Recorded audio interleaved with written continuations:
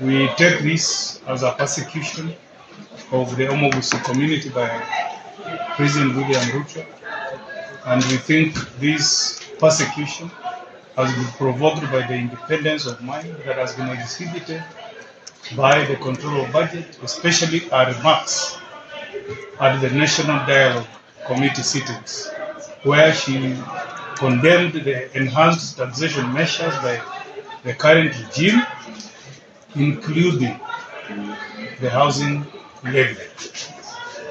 If the president wants political war with the Gusii community, then we are ready for it.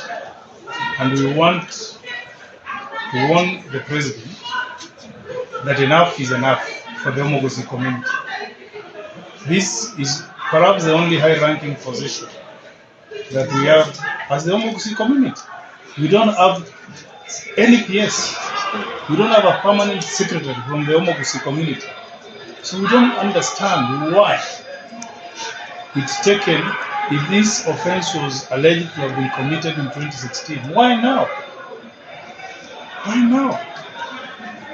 And even the circumstances under which Madam Nyakang'o was arrested sends a message of a regime that is out to silence members of independent commissions who want to express themselves freely and in accordance with the law and the constitution.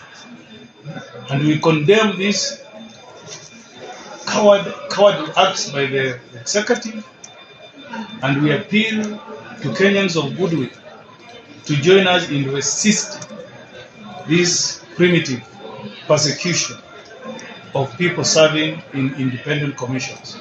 Officer who has committed an offense should not be arrested and charged.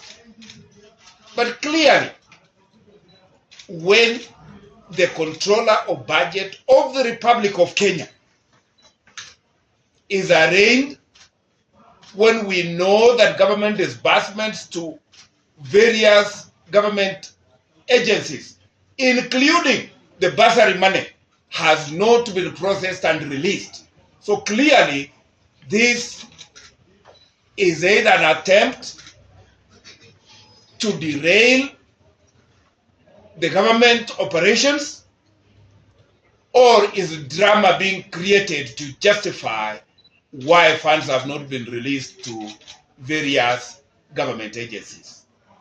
As Member of Parliament of West Mogrango, where Dr. Margaret Nyakang'o hails from, I stand with instructions from the people of West Mogrango and Gusii to say that an attack on Dr. Margaret Nyakang'o, as has happened today, is an attack on the accountancy profession, and I invite ISPAC to rise to the occasion.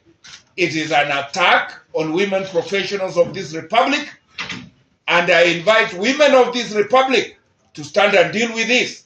It is an attack on our constitution, and we will not take it lying down. Let me now tell you what Mrs. Nyakang'o has done. She basically came out and said the store has been broken into and the money is being taken. She said it. You guys are members of the media. So you had her say so. The consolidated fund is now easily accessibly available. The control of budgets has no access to it. What we are talking about is that people who are doing their jobs are now being victimized and are now being taken to court. In fact, some of us who are critics of the government are expected to be taken to court. Can they hurry up and come and get some of us quickly?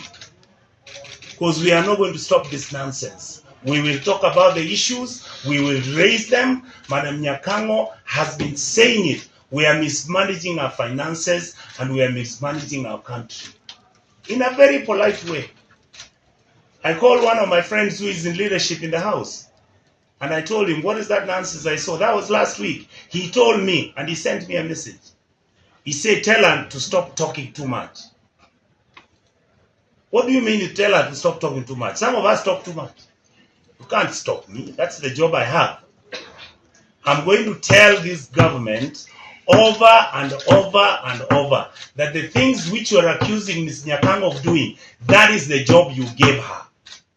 She said you are over borrowing, you are overspending on nonsensical things, you are coming up with fake deals, you are buying fuel that doesn't exist, you are eating the money, and all Kenyans are watching and looking at the government.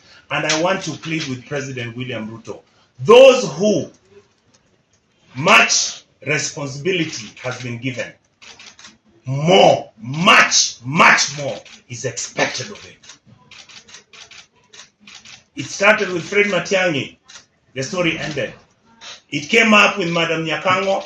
There's another story that is coming up. We have other individuals who are working from the Gusii community who are qualified and professional enough, because they are called that these were Uhuru orphans.